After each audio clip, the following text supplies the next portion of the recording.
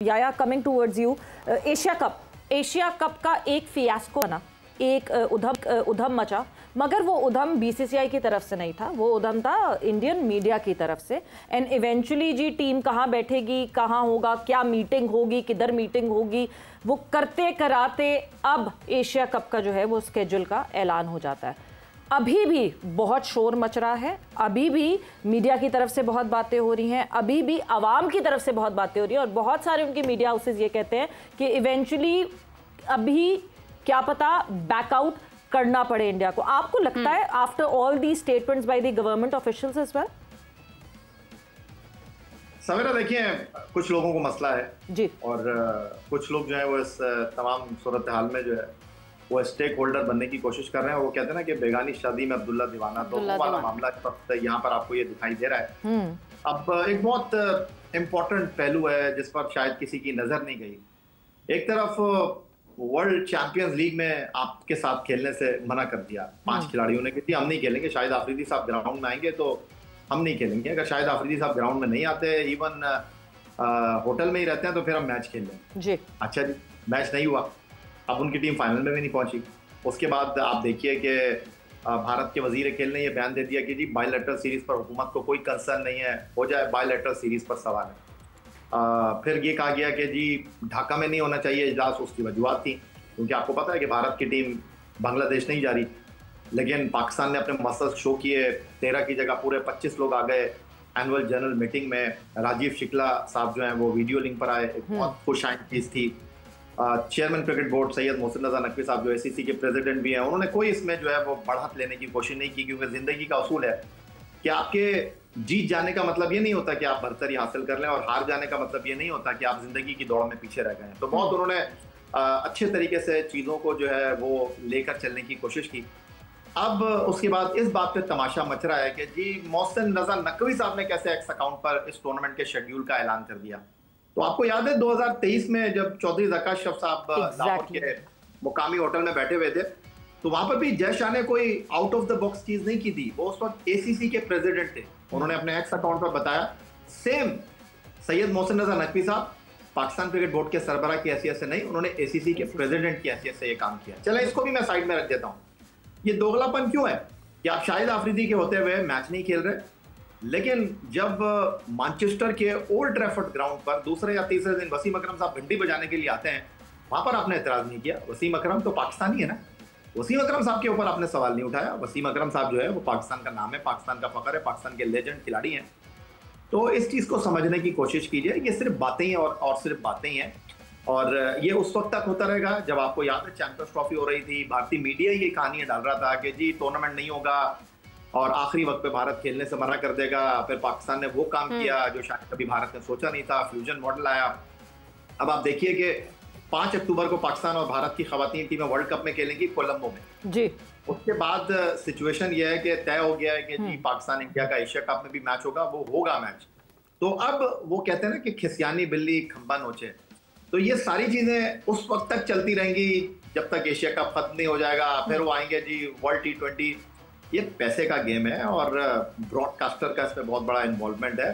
कुछ नहीं होना, खबरों के लिए ये बहुत अच्छा है। तो ये बातें सिर्फ प्लेइंग फॉर द गैलरी हैं नीरज। एब्सोल्युटली, बिल्कुल ऐसे ही है। और हाफिज साहब, what is your take on this? क्योंकि जिस तरह मैंने पहले भी सवाल किया था कि आपको एक दोहरा मेयार नज़र आता है। बेसिकली तो बीसीसीआई को पैसा चाहिए और वही उनके लिए सबसे बेहतरीन और अव्वल फहरिस्त चीज़ है। कहते वो यही है कि हमारे लिए मुल्क पहले है, लेकिन उनके लिए पैसा पहले है, और वो पैसा देते भी हैं, जिसको वो कहते हैं कि हम फंडिंग करते हैं। लेकिन ये फंडिंग अगर इतनी करते हैं तो फिर ये स्टैंड क्यों नहीं ले पाते हैं किसी बड़े इवेंट पर? देखिए, बात यह है कि इसमें चूँकि ये मीडिया की तरफ से बात है, तो मीडिया का बुनियादी तौर पर यह काम होता है कि वो हक़ाइक़ की दुरुस्तगी के लिए ना चीज़ों को सामने रखे, हक़ाइक़ की बुनियाद पर बात करे।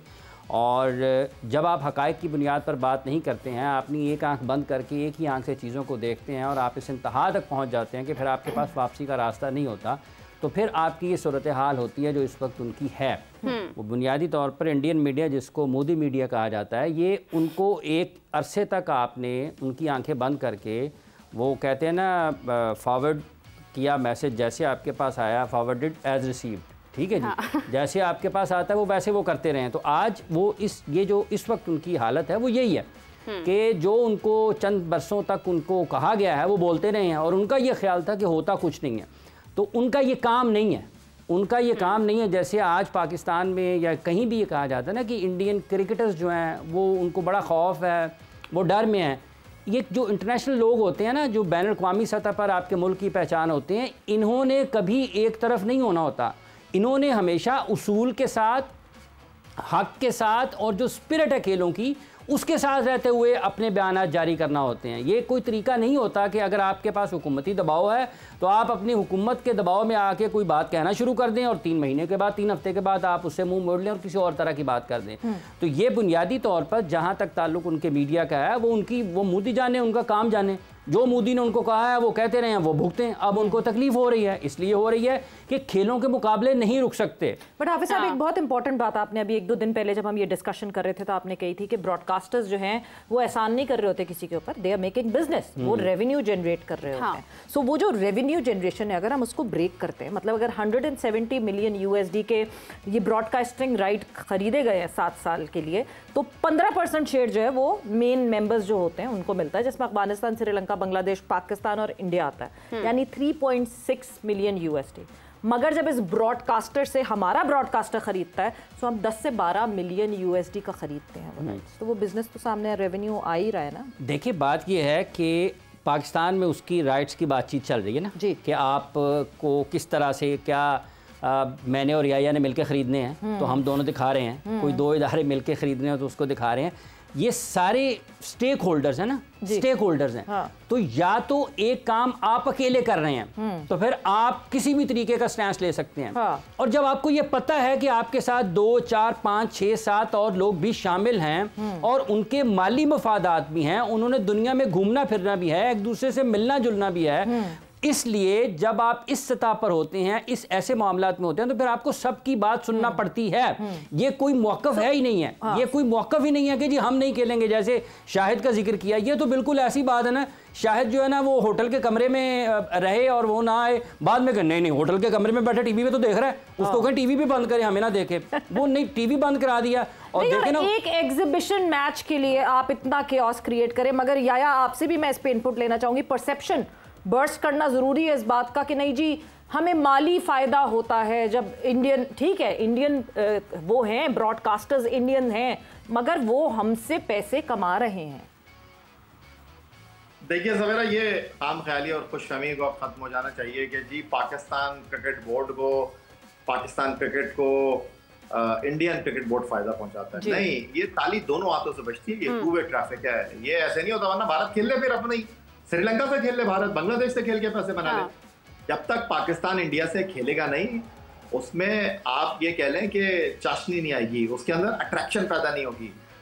तो भारत को भी इस बात का बेहतर अंदाज में इदराक है और आपको ज्यादा दूर जाने की जरूरत नहीं है। जय शाह साहब जो कि इंटरनेशनल क्रिकेट काउंसिल को लुक आफ्टर कर रहे हैं, वो कैसे चाहेंगे कि जी उनके होते हुए ये सारा खेल खराब हो जाए, क्योंकि अगर पाकिस्तान इस खेल से निकला तो आप यकीन मानिए कि बट्टा बैठ जाएगा। पाकिस्तान ने अपने मसल शो किया ना चैंपियंस ट्रॉफी में, ये करवा लीजिए फिर आप। और उसके बाद क्या हुआ, क्योंकि जो भी 5 साल के सर्कल में ब्रॉडकास्टर आता है वो किसी के ऊपर एहसान नहीं करता। बिल्कुल सही कह रहे हैं हाफिज इमरान साहब, वो देखता है कि जी इंडिया पाकिस्तान के कितने मैचेस हैं, तो गारंटी मनी के तौर पर वो बाकी मैचों को जो है स्पॉन्सर करता है, लेकिन उसका इंडिया पाकिस्तान के मैच के ऊपर जो है सारा फोकस होता है। तो ये खुशफहमी कि जी पाकिस्तान क्रिकेट को पैसे मिलते हैं, कोई पैसे नहीं मिलते पाकिस्तान क्रिकेट को। पाकिस्तान क्रिकेट एक हकीकत है, पाकिस्तान क्रिकेट के बगैर इंटरनेशनल क्रिकेट नहीं है। और इंडिया पाकिस्तान का मैच होगा तो क्रिकेट चलेगी, इंटरनेशनल क्रिकेट काउंसिल भी चलेगा, एशियन क्रिकेट काउंसिल भी चलेगा।